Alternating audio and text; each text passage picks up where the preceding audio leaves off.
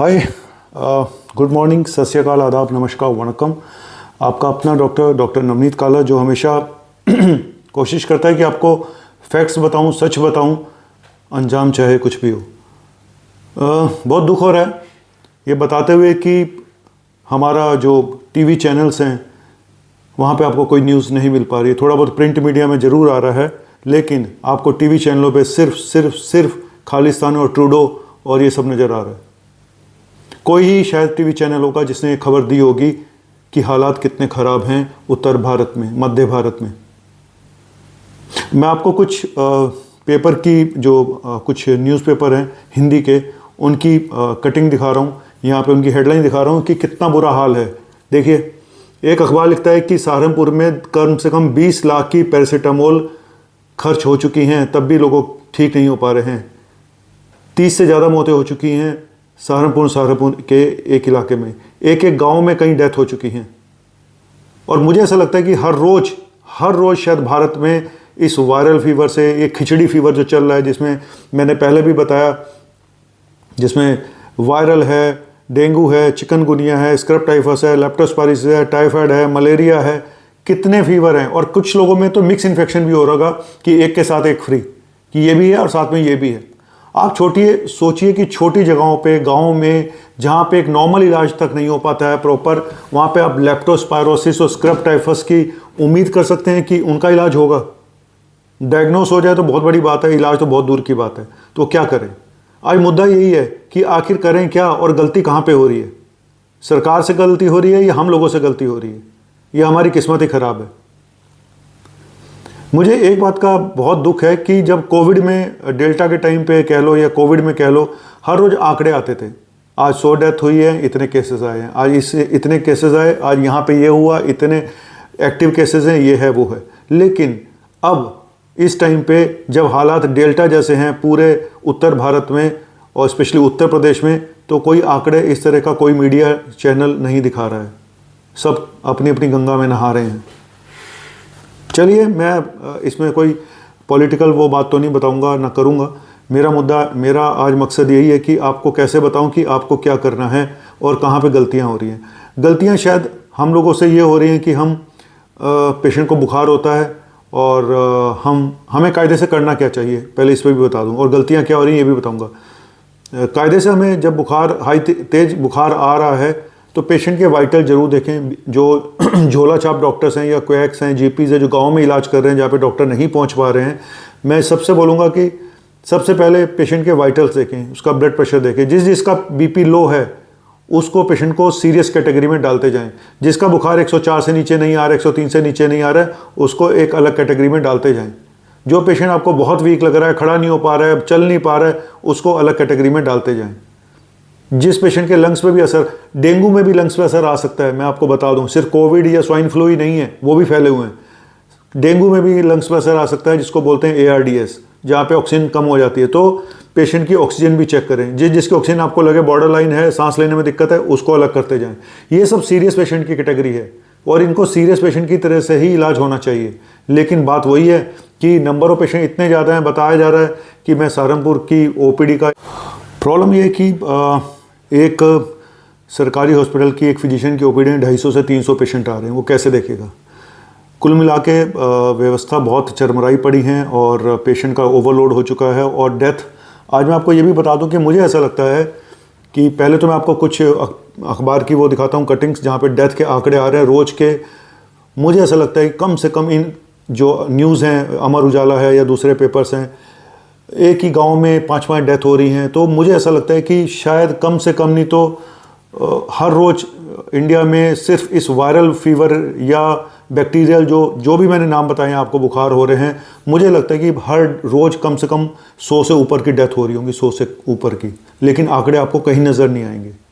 मैं पूरे भारत की बात बता रहा हूँ, उत्तर भारत स्पेशली। ज़्यादातर जो कोहराम मचा हुआ है वो उत्तर भारत में है। लेकिन अभी तक मुझे दिल्ली जैसे शहर में, अपने शहर में अभी वो कंडीशन नज़र नहीं आई है। लेकिन मुझे ऐसा लग रहा है कि घूम के यहाँ पे भी ये वायरस फैलेगा ज़रूर। ऐसा नहीं है कि ये बच जाए। गांव की हालत बहुत ख़राब है। गांव में जहाँ पे सुविधाएं नहीं है, मैंने पहले ही बोला कि वहाँ पे कैसे डायग्नोस करोगे स्क्रब टाइफस को? वहाँ पे लोगों ने नाम ही नहीं सुना होगा, लेप्टोस्पायरोसिस का नाम ही नहीं सुना डॉक्टर ने। तो टेस्ट तो बहुत दूर की बात है। इलाज तो बहुत दूर की बात है। इसलिए मैंने कल ये भी बोला था कि डॉक्सीसाइक्लिन शुरू कर दें। अगर आपको नहीं समझ में आ रहा है तो डॉक्सीसाइक्लिन तो जरूर पेशेंट को शुरू कर दें, क्योंकि जो बैक्टीरिया है लेप्टोस्पायरोसिस का या फिर स्क्रब टाइफस का, उसमें ड्रग ऑफ चॉइस डॉक्सीसाइक्लिन ही है। लेकिन अब मैं बात करूंगा कि जब कोविड से इतने सारे हर रोज न्यूज़ बुलेटिन आ रहे थे, तो अब ऐसा क्या हो गया कि क्या इनसे मरने वाले लोग इंसान नहीं है? यार वो भी इंसान है।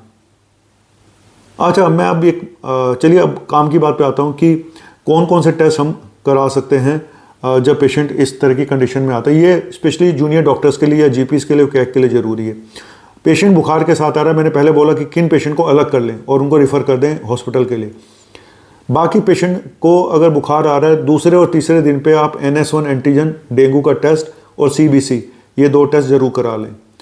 अब 5-6 दिन बीत चुके हैं, पेशेंट का फीवर नहीं उतर रहा है, 5वां दिन है और रैशेस भी हैं या आपको समझ में नहीं आ रहा है, तो अब आपको, और हाँ, दूसरे तीसरे दिन पे आपको टाइफीडोट IgM, एक टाइफाइड का टेस्ट है, हालांकि बहुत क्लियर रिजल्ट नहीं आते हैं, वो भी करा के आप देख सकते हैं।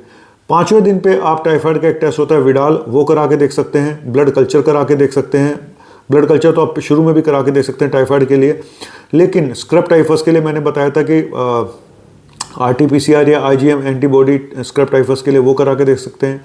चिकनगुनिया के लिए भी आप एंटीबॉडी करा के देख सकते हैं। लेप्टोस्पायरोसिस के लिए भी एंटीबॉडी करा के देख सकते हैं, IgM एंटीबॉडी। तो कुल मिला के, और उसके अलावा मलेरिया का मलेरियल एंटीजन है। मलेरिया हालांकि मुझे लगता नहीं इतना कॉमन है, लेकिन ज़्यादातर पेशेंट इस समय जो सबसे ज़्यादा खतरनाक है वो डेंगू है, जिसकी वजह से प्रॉब्लम आ रही है। तो CBC कराएं। और सबसे बड़ी बात क्या होती है डेंगू में कि जब पेशेंट ठीक होने वाला होता है 4-5वें दिन, तब उसकी प्लेटलेट काउंट डाउन होने शुरू होती है। और डेंगू में जो सबसे बड़ी कॉम्प्लिकेशन है वो है प्लेटलेट काउंट का कम हो जाना, और दूसरा ब्लड प्रेशर का लो हो जाना, जिसको डेंगू शॉक सिंड्रोम बोलते हैं, जिसमें से पेशेंट निकलना कई बार बहुत मुश्किल हो जाता है। और तीसरा पानी भर जाना, कई बार लंग्स में पानी भर जाता है, कई बार पेट में भारी पानी भर जाता है। तो कुछ लोगों को जिनको उल्टियाँ आ रही हैं, पेट में दर्द है, तो ये ज़रूर ध्यान रखें कि हो सकता है इन लोगों को डेंगू की वजह से पेट में पानी भर गया हो। और डाइट में बहुत सेमी सॉलिड डाइट दें, ज़्यादा घी तेल से दूर रखें, फ्रूट्स वगैरह खाते रहें, पानी पीते रहें, नारियल पानी पीते रहें, ग्लूकोज पीते रहें अगर आपको शुगर नहीं है तो कुल मिला के डाइट का भी ध्यान रखना पड़ेगा। और कौन कौन से टेस्ट ज़रूरी हैं ये भी आप ध्यान रखिएगा। और लेकिन प्रॉब्लम यही है कि कई जगहों पे टेस्ट डॉक्टर्स को भी नहीं पता है, कई जगह पे टेस्ट में पॉजिटिव नहीं आता है, लेकिन पेशेंट फिर भी बीमार है, फिर भी सीरियस हो रहे हैं। इसलिए मैं बार बार बोल रहा हूँ कि डॉक्सीसाइक्लिन को ऐड कर दीजिएगा, कोई आफत नहीं आ जाएगी। ये लोग चिल्लाते रहेंगे ड्रग रेजिस्टेंस डेवलप हो जाएगा, फलाना हो जाएगा।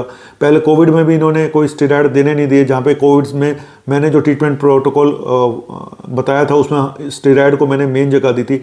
आज यहाँ पे स्टेरॉइड की जगह नहीं है ज़्यादा, लेकिन यहाँ पे मेन जो है मुद्दा ये है कि टेस्ट हमारे पास बहुत कम अवेलेबल होते हैं। और टेस्ट जब तक टेस्ट होते हैं तब तक पेशेंट इतना सीरियस हो जाता है। और गाँव में तो टेस्टों को आप भूल ही जाओ। और स्पेशली लेप्टोस्पायरोसिस, स्क्रब टाइफस, इनके टेस्टों को, इनका नाम ही नहीं सुना बीमारी का, तो टेस्ट तो बहुत दूर की बात है। तो इसीलिए हमें ट्रीटमेंट ऐसा करना चाहिए कि जो एक आम आदमी अपना पाए। लेप्टोस्पायरोसिस की ड्रग ऑफ चॉइस पेनिसिलिन है, ठीक है, लेकिन आप डॉक्सीसाइक्लिन भी दे सकते हैं और पेनिसिलिन ग्रुप की एंटीबायोटिक भी दी जा सकती हैं, चाहे वो एजिथ्रोमाइसिन है वो भी दी जा सकती है। लेकिन ड्रग ऑफ चॉइस डॉक्सीसाइक्लिन है। लेकिन ब्रॉड स्पेक्ट्रम एंटीबायोटिक देनी पड़ती हैं कई बार इन दोनों इन्फेक्शन में, जब बात आगे ज़्यादा बढ़ जाए। तो कुल मिला के डेंगू में मैंने फिर बोला, डेंगू बुखार है कोई भी है तो पेन किलर लेने से बचें। बार बार बोल रहा हूँ, सब लोगों को बोल रहा हूँ, पेन किलर लेने से बचें, चाहे वो ब्रूफेन है, वोवरोन है, बचें अगर डेंगू का डाउट है तो। और CBC में आपको पता चल जाता है, CBC में TLC अगर लो आ रही है, प्लेटलेट काउंट बॉर्डर लाइन है, तो ये डेंगू हो सकता है, भले ही आपके टेस्टों में ना आए। फिर बोल रहा हूँ, जैसे कोविड के टाइम में मैंने बताया था, कोविड टेस्ट में भले ही ना आए, लेकिन हम CT स्कैन कर आगे पता लगा लेते थे। हम ऑक्सीजन कम आ रही है वहाँ से पता लगा लेते थे कि भाई इसको कोविड हो सकता है। आज भी ये बोलूँगा कि अगर आपको गला खराब होता है और सांस लेने में दिक्कत है, तो ये कोविड भी हो सकता है, ये स्वाइन फ्लू भी हो सकता है। तो उनके टेस्ट H1N1, उसके RT-PCR उनका टेस्ट है। घर में आप NS उसका कोविड का टेस्ट एंटीजन घर पे कर सकते हैं, लेकिन स्वाइन फ्लू के लिए फिर वही टेस्ट है, RT-PCR ही है। तो अगर गला खराब है, सांस लेने में दिक्कत है, तो ये मामला चला जाता है इन्फ्लुएंजा की तरफ, कोविड की तरफ, स्वाइन फ्लू की तरफ। जिन लोगों को कोमोर्बिड बीमारियां हैं, शुगर है, BP है, तो उनके लिए बीमारियां भी घातक साबित हो सकती हैं। फिर बोल रहा हूँ, पेन किलर बिल्कुल भूल के ना दें। जीपी डॉक्टर कोई भी, चाहे छोटा डॉक्टर है बड़ा डॉक्टर है, पेन किलर ना दें जिससे कि प्लेटलेट काउंट कहीं डाउन ना हो जाए और फ्लूइड रिटेंशन होने का खतरा भी रहता है। Thank you very much. और मैं सरकार से बोलूँगा कि भाई एटलीस्ट डेवलपमेंट हो रहा है, वहाँ पे कंस्ट्रक्शन हो रही है, गड्ढे खुदे पड़े हैं, आप भी अच्छा काम कर रहे थे लेकिन अचानक बारिश आ गई तो सब काम तहस नहस हो गया। मुझे ऐसा लगता है कि एक ही जरिया बचा है कि फोगिंग कराएं। एंटी डेंगू लार्वा जो फोगिंग होती है उसको युद्ध स्तर पे करना पड़ेगा और लोगों को अवेयर करना पड़ेगा कि ओडोमस लगाए बिना मच्छर से कैसे बचना है, ये सब चीज़ें। और बच्चों को और बड़ों को पूरे कपड़े पहन के बाहर निकलना चाहिए और कोशिश करें घर से बाहर ना ही निकले, थोड़े दिनों के लिए घर के अंदर रहें तो ज़्यादा अच्छा होगा। और स्कूलों की छुट्टियां कर देनी चाहिए मेरे हिसाब से, एटलीस्ट उत्तर प्रदेश में और ऐसे ही जो आसपास के दूसरे प्रदेश हैं वहाँ पे स्कूलों की छुट्टियां कर देनी चाहिए, बच्चों को घर पे बिठाना चाहिए। एक सेलेक्टिव लॉकडाउन अपने लेवल पे माँ बाप को ही लगा देना चाहिए अपने बच्चों के लिए। थैंक यू वेरी मच, शुक्रिया, बाय।